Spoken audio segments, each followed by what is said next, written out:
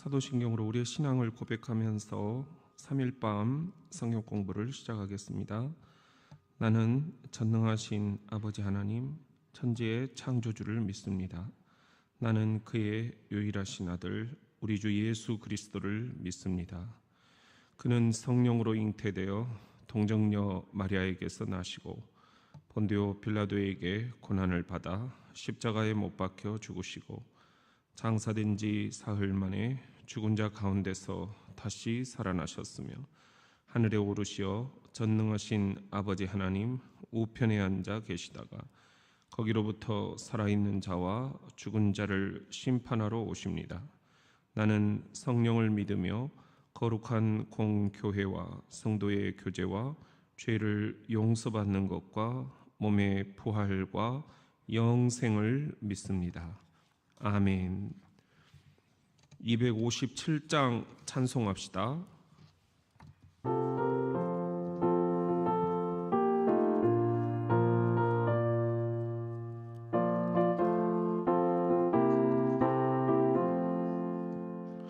마음에 가득한 의심을 깨치고 지극히 화평한 마음으로 찬송을 부르는 어린 양 예수의 그 피로 속죄함 얻었네. 속죄함 주 예수 내 죄를 속했네. 할렐루야 소리를 합하여 함께 찬송하세. 그 피로 속죄함 얻었네. 금이나 은같이 없어질 보배로 속죄함 받은 것 아니오. 거룩한 하나님 어린 양 예수의 그 피로 속죄함 얻었네. 속죄함 주 예수 내 죄를 속했네. 할렐루야 소리를 합하여 함께 찬송하세. 그 피로 속죄함 얻었네. 나 같은 죄인이 용서함 받아서 주 앞에 홀타함 얻으면 확실히 믿기는 어린 양 예수의 그 피로 속죄함 얻었네. 속죄함 주 예수 내 죄를 속했네. 할렐루야 소리를 합하여 함께 찬송하세. 그 피로 속죄함 얻었네.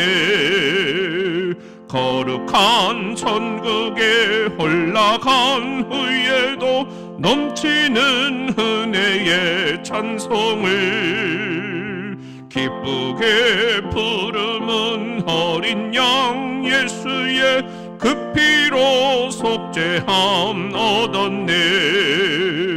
속죄함 주 예수 내 죄를 속했네. 할렐루야 소리를 합하여 함께 찬송하세. 그 피로 속죄함 얻었네.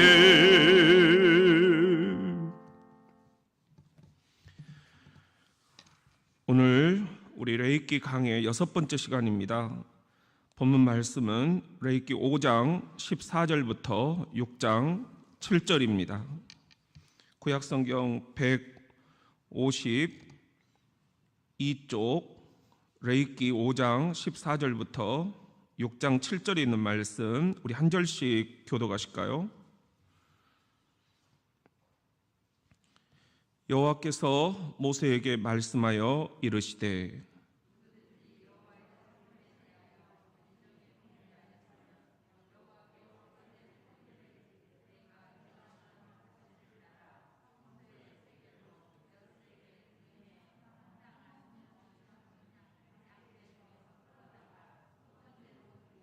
성물에 대한 잘못을 보상하되 그것에 5분의 1을 더하여 제사장에게 줄 것이요 제사장은 그 속건제의 순양으로 그를 위하여 속죄한즉 그가 사함을 받으리라.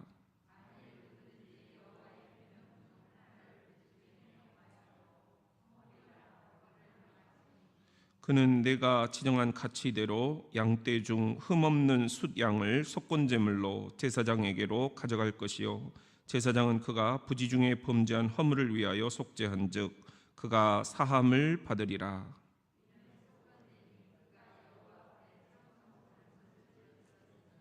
여호와께서 모세에게 말씀하여 이르시되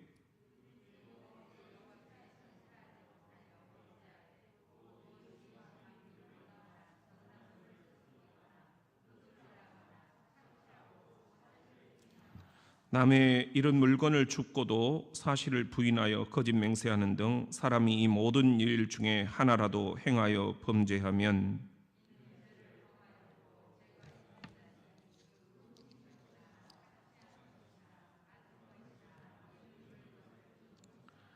그 거짓 맹세한 모든 물건을 돌려보내되 곧 그 본래 물건의 5분의 1을 더하여 돌려보낼 것이니 그 죄가 드러나는 날에 그 임자에게 줄 것이요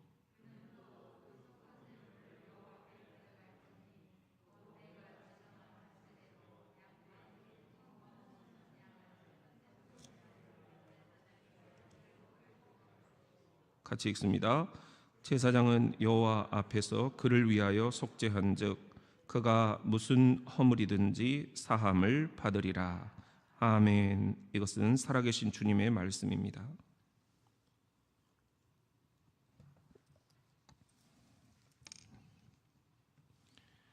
오늘은 우리 5가지 제사 가운데서 이제 마지막 제사입니다.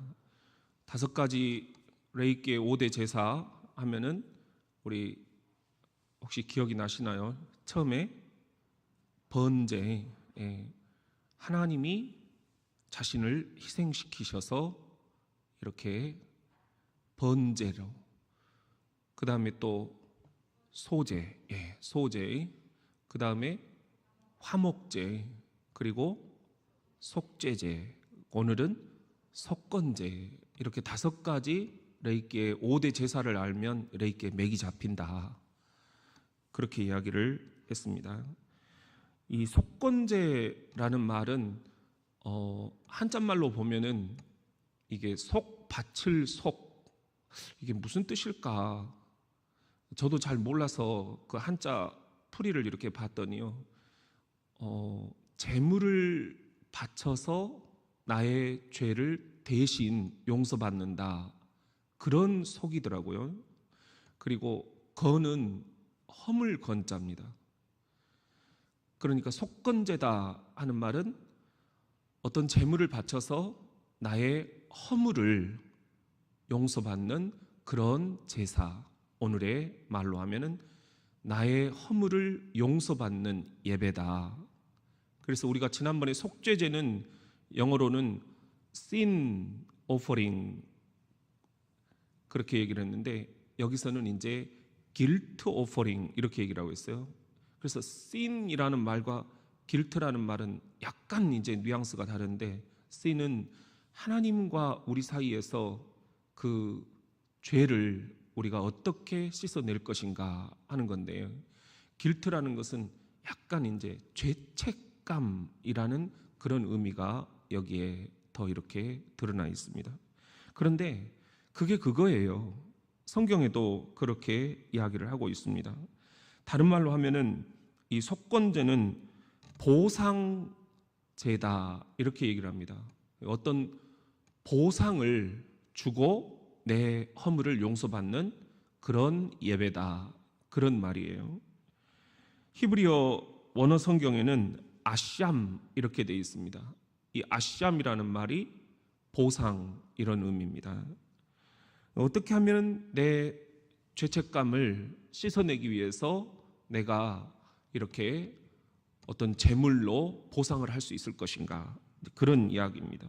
말씀드렸듯이 지난 시간에 우리가 함께 살펴보았던 속죄제, 내 죄를 어떤 재물을 통해서 씻김을 받는 것, 용서받는 것, 이 속죄제하고 속건제, 내 허물을, 내 죄책감을 씻어내기 위해서 어떤 재물을 하나님 앞에 바치는 것하고는 굉장히 비슷한 부분이 많다.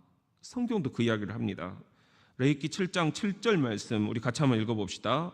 시작. 속죄제와 속건제는 규례가 같으니 그 제물은 속죄하는 제사장에게로 돌아갈 것이요. 속죄제하고 속건제는 유사한 부분이 많은데 특히 규례, 이 예배를 드리는 규범이 비슷한 것들이 많았다. 그런 의미예요. 그런데 이 속죄제하고 속죄제가 차이가 또 있습니다. 우리가 지난 시간에 혹시 기억이 나십니까? 속죄제는 어떤 제물이든지 다 가하다. 그런데 오늘 이 속건제는 딱 하나로 한정이 되어 있어요. 반드시 숫 양을 바쳐야 된다. 내 허물을 사함받기 위해서는 뭘 바친다고요? 순양을 바쳐야 된다. 이제 이 순양이 예수 그리스도를 예표한다. 이것이 오늘 복음의 핵심입니다. 어떻게 우리가 오늘 이야기를 한번 풀어갈 건가? 첫째는 언제 속건제를 드리는가 하는 거예요. 부주의로 성물을 범했을 경우 속건제를 드려라. 오늘 본문은 그렇게 이야기합니다. 레위기 5장 14절부터 보면은요, 여호와께서 모세에게 말씀하여 이르시되 15절 시작. 누구든지 여호와의 성물에 대하여 부지 중에 범죄하였으면 여호와께 속건제를 드리되 내가 지정한 가치를 따라 성소의 세겔로 몇 세겔 은혜 상당한 흠없는 순양을 양떼 중에서 끌어다가 속건제로 드려서, 여기서 이제 핵심은 여호와의 성물, 성물이라는 게 거룩한 물건이에요. 여호와의 성물이다 하는 말은 여호와께 드려진 거룩한 물건이라는 겁니다. 예를 들면 우리가 회중석에 앉아있는 이 장의자, 이것을 성구다 그렇게 얘기를 하죠. 거룩한 기구다. 이걸 우리가 성전이다, 거룩한 집이다. 거룩할 성자가 들어가면서 이제 영어는 set apart 이렇게 영어 성경이 되어 있어요. 구별돼서 따로 떼어놨다. apart, 따로 떼어놨다는 거예요. 이것을 부지 중에 잘못 건드렸을 때, 먹지 말아야 하는데 먹어버렸을 경우에, 그리고 또 우리가 함부로 개인적인 목적으로 사용을 했을 경우에, 그리고 우리가 드렸어야 할 것들을 드리지 못했을 경우에, 이런 때에 이제 속건제로 즉각 하나님 앞에 우리의 허물을 이렇게 용서를 구해라, 이런 의미입니다. 저는 이제 군목 생활을 하면서 참 이제 계급이 보통 이제 가장 저희들이 처음 군대를 들어가면, 군목으로 들어가면 연대 군목이거든요. 연대는 한 3,000명 정도 됩니다. 그때 연대장은 대령이지요. 그런데 군목은 보통 이제 중위로 들어가요. 근데 이제 저 같은 경우는 너무 앞에서 정체가 돼가지고 한 3년 늦게 들어갔기 때문에 그것을 좀 보상을 해준다고 그래서 대위로 들어갔어요. 그런데 뭐 대위로 들어가도 대령과는 굉장한 차이가 있는 거죠. 그러다 보니까 계급 때문에 굉장히 속상할 때가 많아요. 특히 이제 회식할 때 연대 교회에서 그 드럼 같은 거 이런 것들을 술 먹는 그 회식 자리에 가져오라는 거예요. 그럼 이제 군종병이 막 쩔쩔매면서 저한테 전화를 합니다. 목사님, 지금 부대에서 드럼을 가져오라는데 어떻게 해야 됩니까? 절대 안 된다고 해. 연대장님이 가져오라고 했답니다.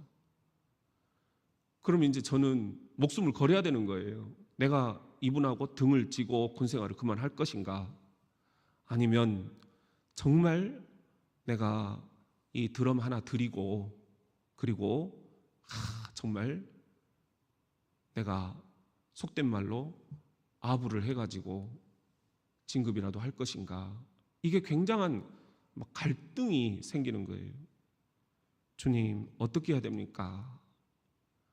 한두 번 이런 일이 있는 게 아니에요. 너무 교회를 모르고 그리고 믿지 않는 지휘관들일 경우에 그냥 저를 저 말단에 있는 부하로 보는 거예요.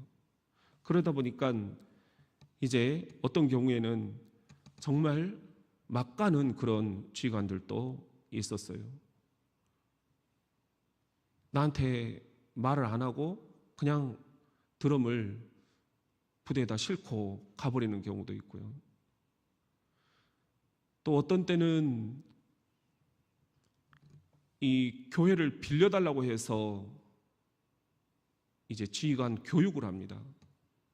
그런데 이 지휘관이 교회가 성전이다 이런 개념이 없는 분들이 있어요. 이런 분들은 그냥 이 위에까지 고나 신고 올라와가지고 그냥 우통 벗어 제끼고 이 앞에서 애들 다 있는 데서 이제 그 훅가시 잡는다고 그러죠. 담배를 그냥 막 쫙쫙 피고. 그러면 나는 이제 깜짝 놀래가지고 저 뒤에서 그러시면 안 됩니다. 내려오셔야 됩니다. 이러면 전체 앞에서 그냥 그 지휘관과 제가 이렇게 서로 대척점에 서는 그런 경우도 있었어요. 나중에는 이분들이 이제 자기가 얼마나 무식했는가, 무례를 범했는가 하면서 저에게 찾아와서 사과를 하는 그런 경우도 있었어요. 성전, 성구, 드럼은 술자리에 가면 그야말로 하나의 악기일 뿐이죠. 그런데 우리가 하나님께 구별돼서 드려진 그 이후부터는, 봉헌 기도를 한 그 이후부터는 그냥 단순한 악기가 아닌 거예요. 거룩한 악기가 되는 거예요. 그래서 성구가 되는 겁니다. 이것도 그냥 누가 보면 하나의 집이지요. 여기서 담배를 피우면 누가 뭐라고 하겠습니까? 그렇지만 하나님께 봉헌된 그 순간부터는 이 집은 하나님의 집이라는 겁니다. 하나님을 찬양하기 위해서, 하나님을 높여드리기 위해서, 하나님의 일을 위해서 그 목적으로 구별해서 따로 떼어놨다라는 겁니다. 다른 용도로는 절대로 쓸 수가 없다. 이게 성전입니다. 그런 의미에서 우리 성도라는 것도 얼마나 귀한 단어인지 우리가 다시 한번 좀 되새길 필요가 있습니다. 우리 교회는 보면은 목사, 장로, 안수집사, 권사, 집사. 그러면 이제 집사도 아닌 사람들은 뭐라고 할까? 그분들을 좀 우리가 존경을 이렇게 표한다는 의미에서 성도라고 부르자.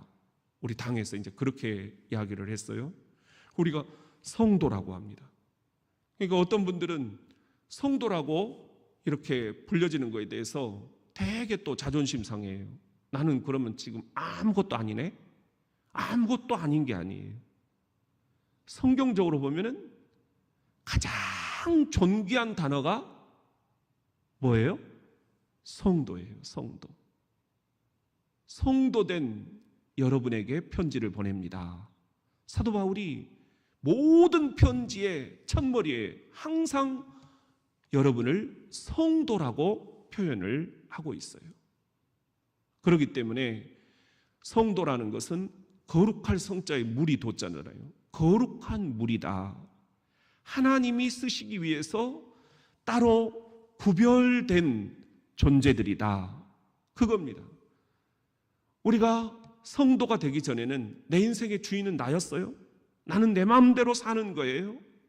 나는 그 누구의 통제도 받을 필요도 없고 받을 일도 없어요. 그러나 내가 주를 알고 주님이 나를 위해서 죽어주시고 다시 사신 것을 안 그 이후로부터는 나는 내 것이 아니에요.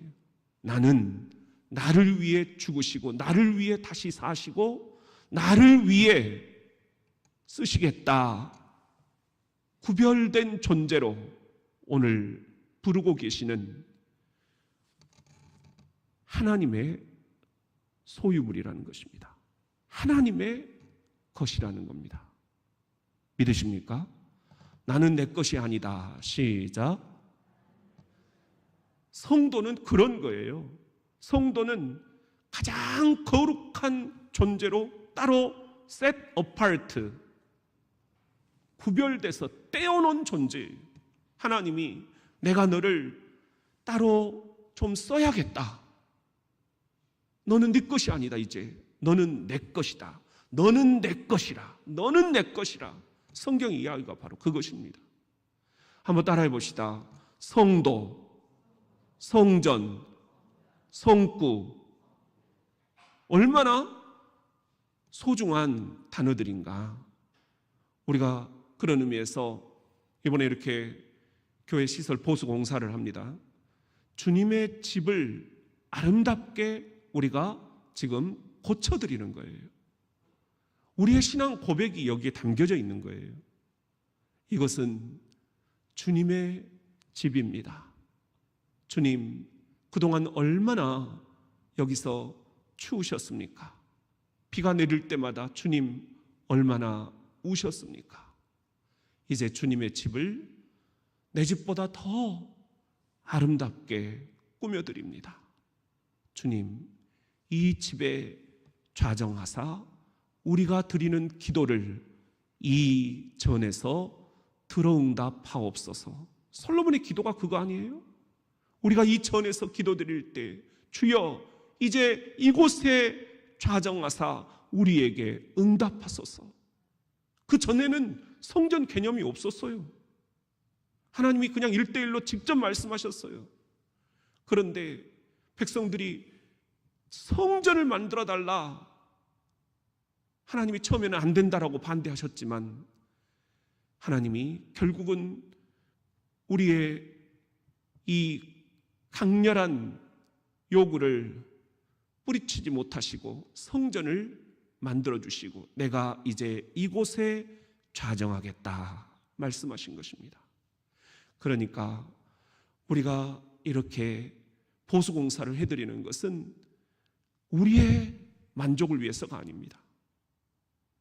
우리의 불안을 떨어뜨리기 위해서가 아닙니다. 성전, 거룩한 집, 주님의 집, 주님을 찬양하고 주님을 영화롭게 해드리기 위해 구별된 이 집을 우리가 보수해드리는 겁니다. 주님이 가장 기뻐하시는 일임을 믿으십시오. 여러분, 우리 그런 의미에서 이 속건제라는 것은 이런 성물들, 성전, 성구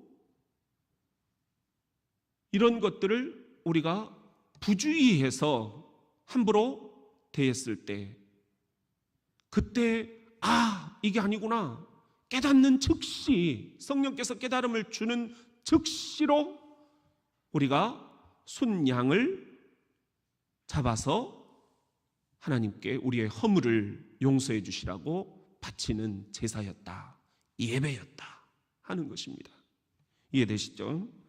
이때 이 순양은 보상의 의미가 깃들어 있었다라는 거죠. 또 다른 의미로 레위기 5장 15절에 보면은 우리 다시 한번 보면은 그 후반절에 성소의 제물로, 성소의 뭐죠? 세겔로 몇 세겔 은혜 상당한 흠없는 순양을 양떼 중에서 끌어다가 속건제로 드려라 그랬어요. 여기서 세겔이라는 것은 이제 화폐 단위예요. 순양 한 마리가 2세겔 정도 되었다. 성경학자들은 이제 그렇게 봅니다.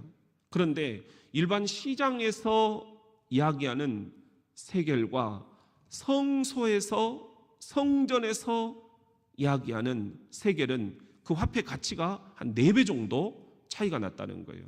성전에서 말하는 세겔이 한 4배 정도 더 화폐 가치가 높았다라는 것입니다. 여기서 보면은 뭐라고 그래요? 성소의 세겔로, 그러니까 성소에서 쓰이는 가치대로 한 4배 정도 더 높게 순양을 사다가 잡아서 하나님께 속건 제물로 드려라. 무슨 의미일까? 한 4배 정도 더 비싸게 순양을 사와라. 그것은 그만큼 내 죄가 심각하다는 겁니다. 그리고 이것을 빨리 해결을 해야 된다는 겁니다. 그리고 이것을 분명하게 우리가 해결을 봐야 된다는 그런 의미입니다. 여호와의 계명을 범했을 경우에도 속건 제물을 드렸습니다. 17절 말씀 우리 같이 한번 읽어봅시다. 시작. 만일 누구든지 여호와의 계명 중 하나를 부지 중에 범하여도 허물이라 벌을 당할 것이니. 여기 보면은 여호와의 계명을 어느 것 하나만 범했다 하더라도 벌을 받을 것이다. 그만큼 우리가 여호와의 계명을 너무 쉽게 생각하면 안 된다는 겁니다. 그래서 여기서 이제 우리가 나오는 그 죄책 고백이 있어요. 주님께서 하라는 것은 하지 않은 죄, 주님께서 하지 말라는 것은 구태여 했던 죄, 이것들을 용서해 주옵소서. 우리가 그렇게 매주 죄의 고백을 드리도록 교회 전통은 그렇게 가르치고 있어요. 또 하나, 이웃 재산에 손해를 입혔을 때에도 속건 제물을 드려라. 6장 2절입니다. 시작. 누구든지 여호와께 신실하지 못하여 범죄하되 곧 이웃이 맡긴 물건이나 전당물을 속이거나 도둑질하거나 착취하고도 사실을 부인하거나. 여기 보면은 이웃이 맡긴 물건이나 전당물이라는 게 나오죠. 그러니까 이웃 물건을 위탁받고 나중에 나 몰라라 거짓말을 하는 것, 또 서약이나 맹세 증거로 담보물을 줬는데 그것을 횡령하는 것, 또 이웃의 물건을 강도질하는 것, 또 이웃의 물건을 사기치는 것, 타인이 상실한 물건들을 획득하는 것, 이런 것들이 부지 중에라도 이렇게 모르고 지은 죄들도 있다라는 거죠. 그런데 성령께서 이것을 깨우쳐 주실 때가 있다는 거예요. 바로 그때 즉각 속건 제물을 하나님 앞에 바치고 우리의 허물을 용서를 구해라, 그런 이야기입니다. 여기 보면 이제 재미있는 게 6장 3절 말씀이에요. 시작. 남의 잃은 물건을 줍고도 사실을 부인하여 거짓 맹세하는 등 사람이 이 모든 일 중에 하나라도 행하여 범죄하면, 그러니까 남의 잃은 물건을 줍고도 그것을 그냥 아니 나 몰라라 이렇게 해버리면 그것도 죄라는 거예요. 이것도 나중에 갑자기 성령께서 깨우쳐 주실 때가 있다는 겁니다. 아주 옛날에 내가 맞아 돌려주지 않았지, 주었는데 그냥 인마이 포켓 해버렸지, 떠오를 때가 있대. 그러면 성령께서 그것은 하시는 일이에요. 그러면 즉각 속건 제물을 바쳐서 내 허물을 용서를 구하라는 거예요. 우리 어젠가 우리 부목사님이랑 저랑 요 앞에 길에서 그 횡단보도 앞에서 무슨 통장을 하나 우리 강 목사님이 갑자기 이렇게 딱 발견을 하셨어요. 이거 목사님 이거 누가 빠뜨렸는데요? 야, 보니까 이 은행 일을 보러 가시는 것 같아, 내 생각에. 요 정도 신호등이면 얼마나 당황을 했을까. 그래서 어떻게 해야 될까요? 그래서 내가 거기 앞에 이제 보니까는 그 은행 번호가 있더라고요. 그래서 목사님이 지금 그렇게 해서 아마 추적을 지금 하셨을 거예요. 그런데 이런 것들까지도 성령께서 깨우쳐 주실 때가 있다라는 거죠. 우리가 그냥 귀찮아서 아니면 방법이 없어서 그렇게 지나가 버렸던 것들, 부지 중에 내가 저지른 죄들이 있다면 성령께서 깨우쳐 주실 때 아무리 오래전 거라도 바로 속건제물로 하나님께 용서를 구해라 하는 그런 이야기입니다. 그리고 이렇게 성령께서 잘못했다라는 깨달음을 주시면 어느 정도 그러면 속건제물로 보상을 하느냐. 자, 우리 6장 5절 말씀 다시 한번 읽어봅니다. 시작. 그 거짓 맹세한 모든 물건을 돌려보내되 곧 그 본래 물건의 5분의 1을 더하여 돌려보낼 것이니 그 죄가 드러나는 날에 그 임자에게 줄 것이요. 5분의 1을 더 돌려주다. 그런 말씀이에요. 그만큼 이 죄와는 완벽하게 이제는 단절을 했다. 이걸 주님 앞에 고백을 해야 된다 하는 것입니다. 여러분도 이런 이야기 하다 보면 맞아 옛날에 이런 생각이 날 때가 있을 거예요. 그런 것들이 떠오른다고 하면 성령께서 깨우침을 주시는 거예요. 그러면 여러분들이 거기에다가 5분의 1을 더 더해가지고 주님 앞에 이렇게 용서를 구하는 이런 철저한 죄와의 단절이 우리에게 있어야 된다. 안 그러면 우리가 죄에 이제 너무 무감각해져 버린다는 겁니다. 민감해지지 못한다는 겁니다. 그러면 아주 죄를 우습게 한다는 겁니다. 죄와 짝이 된다는 거죠. 양심에 화인을 맞았다. 주께서 그렇게 우리들에게 말씀을 하신다는 것입니다. 성도, 거룩한 무리는 그만큼 고강도 정결을 요구하고 계신다. 그런 말씀인 것입니다. 우리 다시 한번 따라해 봅시다. 하나님과 바른 관계를 회복하라. 이 속건죄, 이것은 어느 정도 죄까지 하나님 앞에 용서를 구해야 되느냐. 여기 시편 19편 12절 같이 한번 읽어봅시다. 시작. 자기 허물을 능히 깨달을 자 누구리요? 나를 숨은 허물에서 벗어나게 하소서. 숨은 허물까지도 내가 하나님 앞에 용서를 구할 수 있어야 된다. 왜냐하면 모든 죄는 결국 하나님과 관계에서 어긋나 있기 때문입니다. 우리 그런 의미에서 매주 죄의 고백을 하나님께 바치죠. 근데 이제 어떤 이들은 일주일 동안 나는 그냥 집안에서만 있었는데 코로나라 어디 가지도 않았는데 뭔 죄가 그렇게 많아서 죄의 고백을 바치라고 하느냐, 이렇게 생각을 할 수도 있다라는 겁니다. 그런데 절대 그게 아니라는 거죠. 지난 한 주간 돌아보면 어제 24시간만 우리가 성찰을 해보면 이 의식 성찰을 하는 도중에 떠오르는 성령의 생각이 있어요. 말로, 생각으로, 행동으로 내가 저질렀던 죄들이 있어요.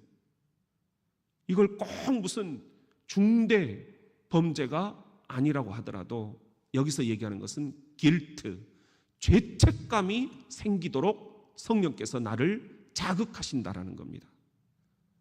아내에게, 남편에게, 자녀들에게, 또 이웃들에게, 가장 가까이 있는 나 자신에게 함부로 말했던 것들이 있어요. 이 못난 놈, 어이구 이 등신. 자기 스스로에게도 우리가 얼마나 지금 말을 함부로 합니까? 이런 것들까지도 우리들이 죄를 고백하는 것, 이것이 매주 우리가 반복되는 것이 굉장히 중요하다. 신앙은 습관입니다. 그래서 이 죄를 우리가 한번 넘어가면 계속해서 넘어갈 수밖에 없습니다. 그러나 한번 내가 죄에 대해서 철저해야 되겠다 마음 먹은 순간부터는 우리가 아무리 작은 거라도 성령께서 깨우쳐 주시면 주님, 저를 용서해 주옵소서, 우리가 죄의 고백으로 아주 민감하게 들어가야 된다. 그런 우리를 위해서 주님께서 주시는 말씀이 요한일서 1장 9절입니다. 시작. 만일 우리가 우리 죄를 자백하면 그는 미쁘시고 의로우사 우리 죄를 사하시며 우리를 모든 불의에서 깨끗하게 하실 것이요. 깨끗하게 해주신다. 단 우리가 해야 될 일이 있다. 모든 죄를 뭐하면? 자백하면. 이것을 우리들이 너무 성가시게 생각하거나 우습게 생각해서는 안 된다. 죄에 민감하라. 시작. 죄에 민감하라. 성도는 여기에 아주 방점을 찍어야 됩니다. 거룩할 성, 거룩하지 못하게 하는 이 죄의 요소들에 대해서는 우리가 민감하게, 우리들이 단호하게 뿌리를 쳐버려야 된다. 그 다음에 또 하나 우리 같이 한번 따라 합시다. 이웃과 바른 관계를 회복하라.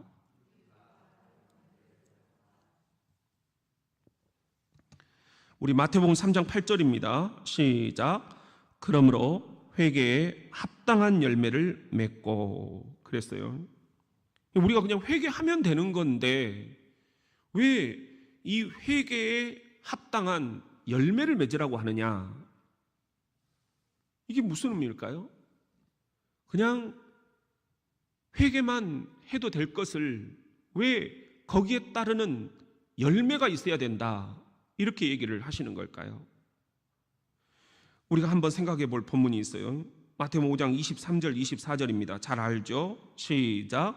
그러므로 예물을 제단에 드리려다가 거기서 내 형제에게 원망 들을 만한 일이 생각나거든 예물을 제단 앞에 두고 먼저 가서 형제와 화목하고 그 후에 와서 예물을 드리라. 여기 보면은 주님께서 우리들에게 생각나게 해주신다 했어요. 생각나거든. 무슨 생각이요? 형제에게 원망 들을 만한 일이 생각나거든. 이 생각은 성령께서 깨우치게 해주신다라는 거죠. 그러면 우리가 해야 될 것이 있다. 그냥 말로만 회개하는 것도 주님이 충분히 기뻐하시겠죠. 그런데 여기에 주님을 더 기쁘시게 해드리려면 거기에 합당한 열매가 있어야 된다. 회개에 합당한 열매, 그게 뭐예요? 내가 먼저 가서 형제와 화목하고, 이걸 이제 보상이다, 그렇게 얘기하는 거예요. 이것이 있은 다음에 와서 하나님께 예배를 드려야 우리 마음도 편하고 하나님도 기뻐하신다. 여러분, 삭개오 이야기가 그런 겁니다. 누가복음 19장 8절입니다. 시작. 삭개오가 서서 주께 여짜오되 주여 보시옵소서 내 소유의 절반을 가난한 자들에게 주겠사오며 만일 누구의 것을 속여 빼앗은 일이 있으면 네 갑절이나 갚겠나이다. 왜 삭개오가 갑자기 절반을 갚겠다, 빼앗은 것이 있으면 네 배를 갚겠다, 이런 이야기를 했을까요? 바로 이렇게 속건제의 전통을 알고 있었다라는 거죠. 속건제는 4배 정도는 더 이렇게 갚겠다. 완벽하게 내가 내 죄를 하나님 앞에 용서를 구하겠다. 최고의 보상을 해주겠다. 이런 의미가 그 밑바탕에 깔려 있다라는 것입니다. 왜 이웃에게 절반을, 아니 빼앗은 것이 있으면 4배를 갚아주겠다 하느냐? 거기에는 나눔이라는 것이 얼마나 감동이 있는가, 이걸 주님께서 우리들에게 깨우쳐 주시기 위함입니다. 나 혼자 쥐고 사는 인생 결코 우리가 하나도 가져가지 못합니다. 빈손으로 왔다 빈손으로 가는 것입니다. 이게 인생입니다. 그런데 우리가 이 땅을 살아가면서 이웃에게 우리들이 함부로 빼앗거나 착취하거나 속이거나 이런 것이 있다면 얼마나 우리가 슬픈 인생을 살다 가느냐. 절대로 우리들 아무것도 가져가지 못한다. 다 놓고 가야 된다. 놓고 가려면 나누어라. 나눔이 감동이다. 나눔이 기쁨이다. 이것이 이 속건제, 이 신학의 밑바탕에 깔려있는 하나님의 기대하심입니다. 하나님이 지금 우리들에게 기대하고 계신 게 바로 이렇게 나누라는 거예요. 4배를 돌려주라. 그만큼 나누라는 거예요. 내가 네 죄는 다 용서해 줄 테니 너는 그 회개에 합당한 열매를 맺어라. 열매는 주렁주렁 맺혀야 되는 거잖아요. 우리가 그렇게 살기를 하나님은 이 시간 기대하고 계신다는 겁니다. 2차 대전 때입니다. 독일군이 미군을 포로로 붙잡았어요. 감옥에다 가두고 며칠을 굶겼어요. 그리고는 빵을 딱 한 덩어리를 던져줬습니다. 목적은 지금 국제적인 이슈가 돼가지고 이 포로들을 죽였다. 그러면은 독일군들이 그 비난을 자기들이 다 받아야 되기 때문에 빵 한 덩어리를 던져주면 분명히 서로 이글거리면서 잡아먹을 것이다. 그러면 서로 패고 죽이고 하면서 그 안에서 자기들끼리 다 전멸이 될 것이다. 그런데 빵을 한 덩어리 딱 던져준 순간 그 안에 미군 군목이 있었어요. 이 군목이 이건 속임수입니다. 적들의 간교한 속임수입니다. 절대로 속아서는 안 됩니다. 어차피 이 빵 한 덩어리로 이 감옥 안에 다 가둬둔 우리들 먹을 수가 없습니다. 제가 군목이니 여러분을 위해서 성만찬 예식을 베풀겠습니다. 갑자기 분위기가 숙연해졌습니다. 기도하고 찬송하고 기도하고 그리고는 하늘을 향해 감사의 기도를 드리고 나를 위해 죽으신 주님, 이 인류를 위해 목숨을 바치신 주님, 지금까지 우리를 살려주신 것 감사드리나이다.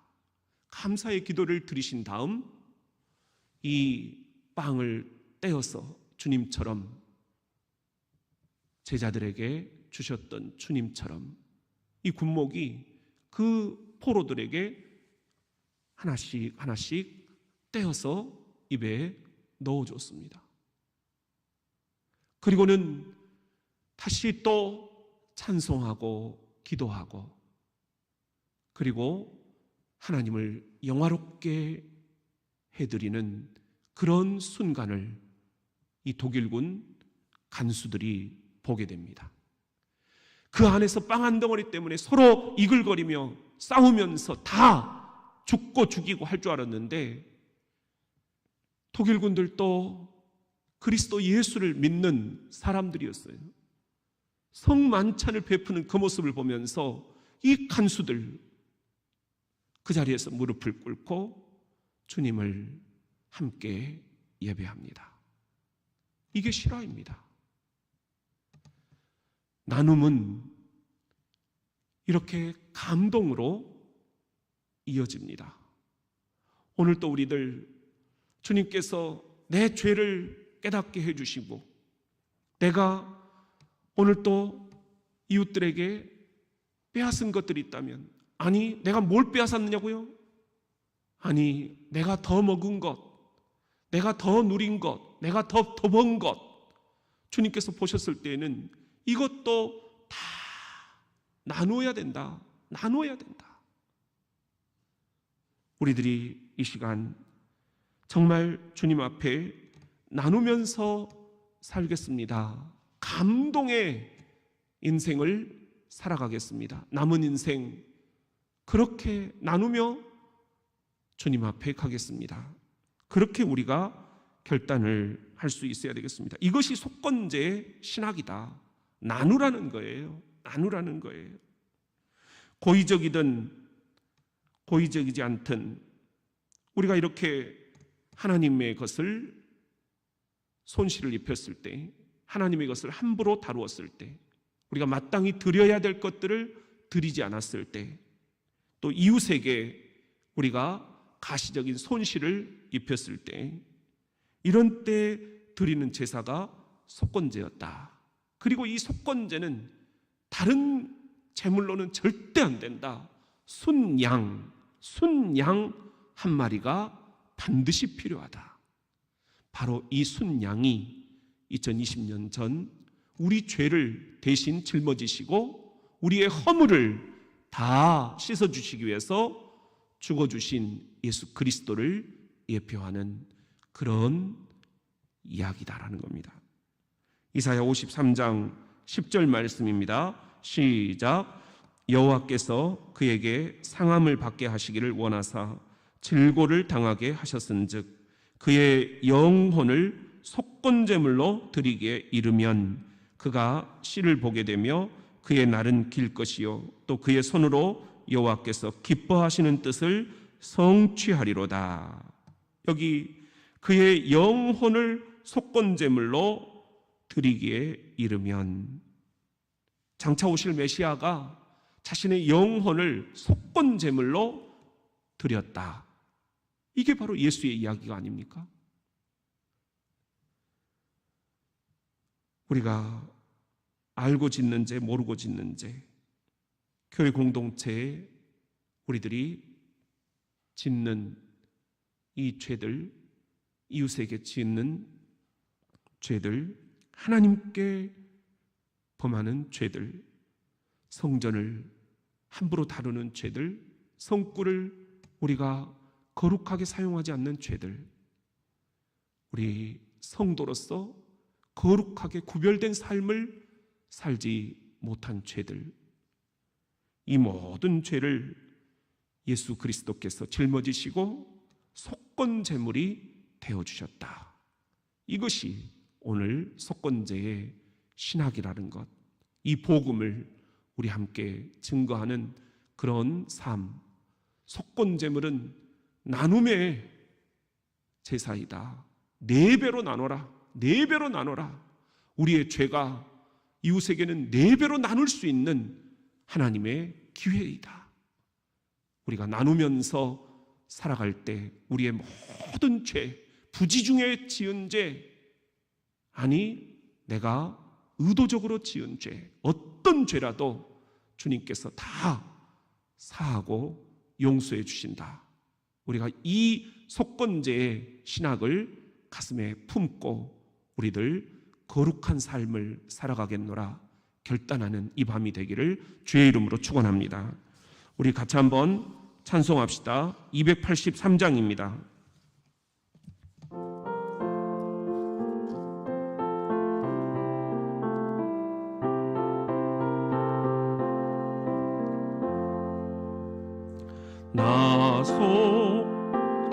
나속함을 받은 후 한없는 기쁨을 다 헤아릴 수 없어서 늘 찬송합니다.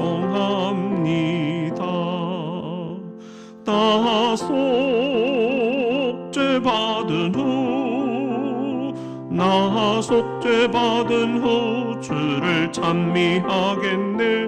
나속죄 받은 후 주의 이름 찬미하겠네.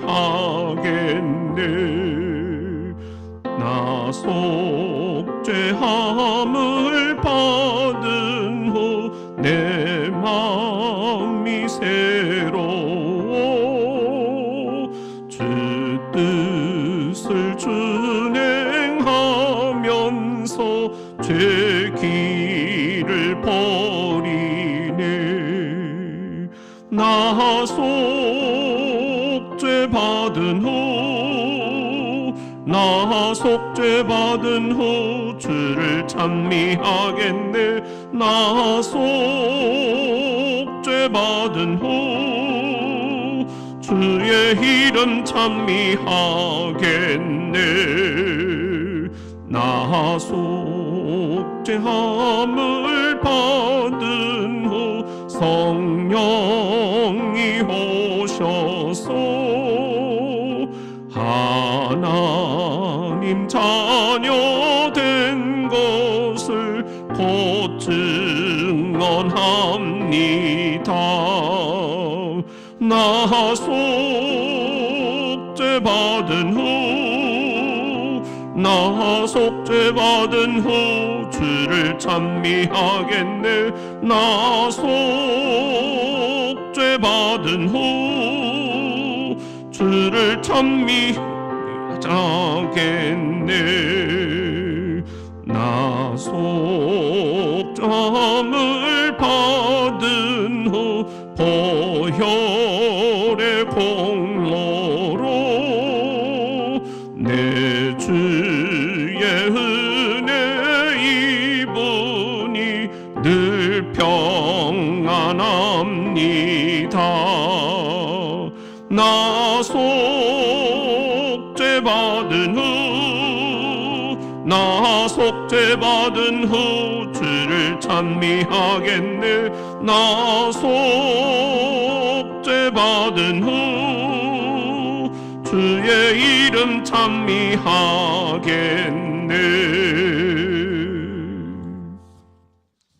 우리 시간에 함께 합심으로 기도하기를 원합니다. 우리 내일 수능을 치르는 우리 중고등부 청소년들을 위해서 여러분들 함께 이 시간 기도해 주시기를 원합니다.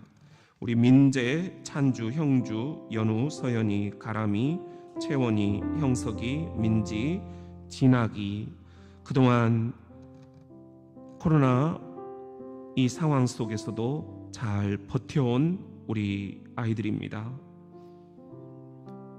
어제 이렇게 전화로 축복 기도를 한 영혼 해주었는데요. 너무 기뻐하고 또 의젓하게 기도를 받더라고요. 화이팅 하면서 전화를 끊었습니다. 우리 이 아이들 내일 수능에 강하고 담대하게 임할 수 있도록 우리가 함께 기도로 힘을 모아줍시다. 그리고 우리 시험에 시험 들지 않고 이 또한 지나가는 거라는 거, 인생은 끝까지 살아봐야 한다라는 거, 우리 주님께서 가장 좋은 시나리오를 갖고 계신다라는 것, 우리 사랑하는 청소년들을 위해서 낙심하지 않고 시험을 끝까지 잘 치를 수 있도록 해달라고 우리 함께 이 시간에 기도하기를 원합니다. 또 내일 병원에 가셔야 되는 분들이 있습니다. 주님께서 함께 해주시고 가장 좋은 의사 선생님 만날 수 있게 해달라고 우리 함께 기도해 주시기를 원합니다. 우리 사랑하는 교회 공사를 맡은 우리 관계자들 주님께서 축복해 주시고 우리 모든 교우들이 주님의 집을 아름답게 또 따뜻하게 보수공사를 해드릴 때 주님께서 참 좋다, 참 좋다, 주님이 이제 추운데 떨지 아니하시고 비가 와도 비 맞지 아니하시도록 우리가 주님의 이 몸된 교회를 아름답게 보수해드리는 것을 주님이 얼마나 기뻐하시는지 이 시간에 주님 앞에 한번 감사기도를 드립시다. 우리 한번 주여 삼창하시고 합심기도 드리겠습니다. 주여 주여, 주여.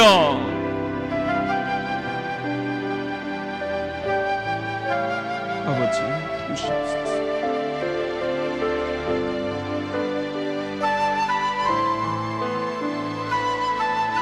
아버지 도우시옵소서.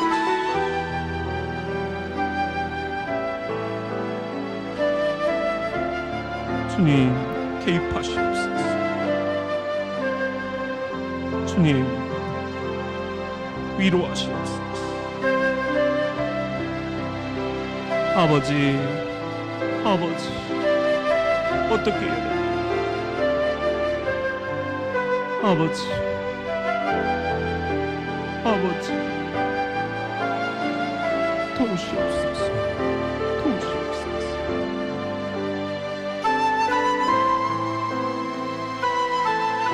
아야 하나님, 아야 하나님 역사하시옵소서. 역사하시옵소서.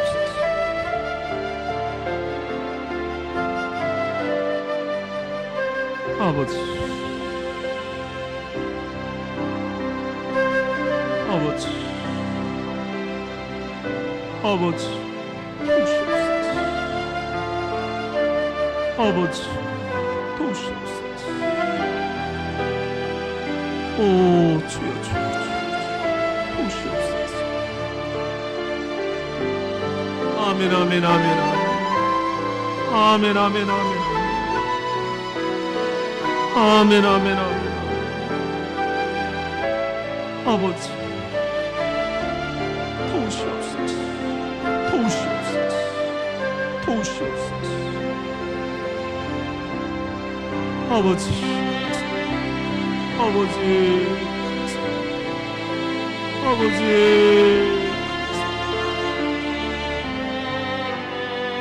아버지 주께 맡깁니다. 주께 맡깁니다. 주께 맡깁니다. 아버지, 아버지 도우시옵소서.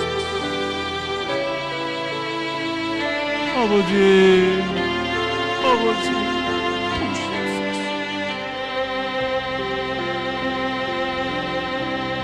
아멘, 아멘, 아멘, 아멘, 아멘, 아멘.